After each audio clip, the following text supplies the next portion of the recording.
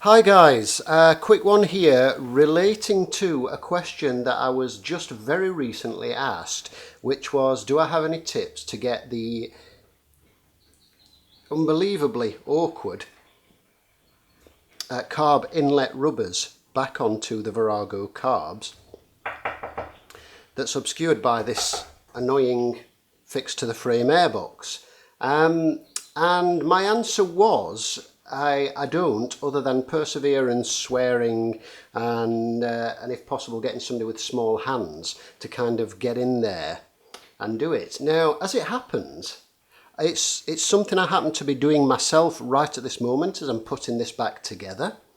So I thought I'm gonna have a little bit think about this, have a look at the situation, try and get my head around it, and see if there is a quick sort of, well, not necessarily quick, but an easier way around it. And I think I've come up with something just here. Right, the one that's an absolute pig is this rear one back here. So you know, you really have to fight to get this in. You have to get your hand inside the airbox and kind of try and wriggle it. And the number of times I've done that on my old one and what have you, and the number of times I've sworn and cursed at it is incredible. But this is something that I'm trying just now. Take your rubber, and as long as it's nice and supple, which it should be anyway, if it's kind of hard and brittle, then it's past its best anyway. Fold it like so, and take a bit of string, and then just wrap that around the top of the trumpet, like so. So it holds that in place. And then take another longer piece of string, feed it through the hole here and up out to the top, so it comes down like so. And then wrap this one similarly around the bottom. So you're holding it compressed, but you don't want to knot it or anything. And then pull the slack up from this one. And then what we need to do is feed this through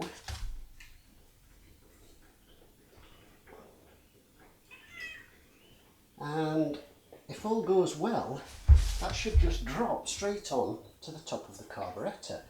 Now, all you need to do now is make sure that both of these big flanges, let me focus in on that for you because you can't see what's going on.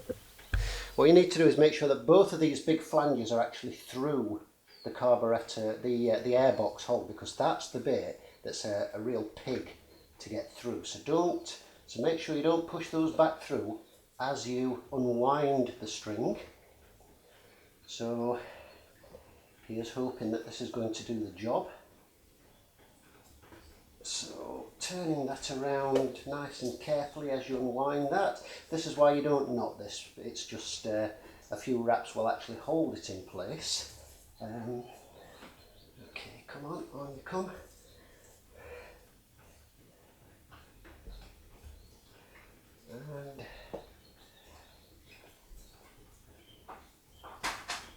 And hopefully, come on now, come on. And it's obviously unfolding a little as the string's unwinding there, but that's what we want it to do. Okay, that's great. That's the first bit of string off. Fantastic. What we need to do now is get the next bit of string off, which in theory I was going to pull off from inside the airbox, but a bit of it's stuck out down here, so I'm kind of hoping that's actually going to just unravel nicely for me. Come on now.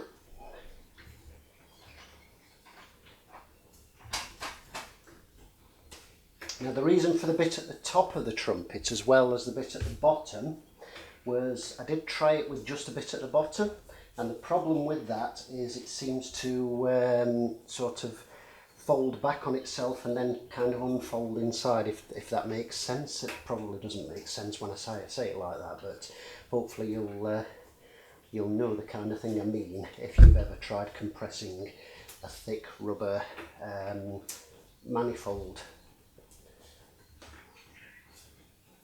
of any description. Need a quick check inside and make sure I've not left any string in there, and I think we're good at that. And there's the carb rubber So just enough wiggle room to stick the clamp on, and then lever that down onto the carburettor and clamp it in place. And there you go. Still not easy, but it's certainly a damn sight easier than the half an hour I've just spent trying to wriggle this back in by hand and only managing to get one of these thick flanges through and not the other. So hopefully that is going to be useful to the person who asked the question and a few of you others out there. So thank you for watching.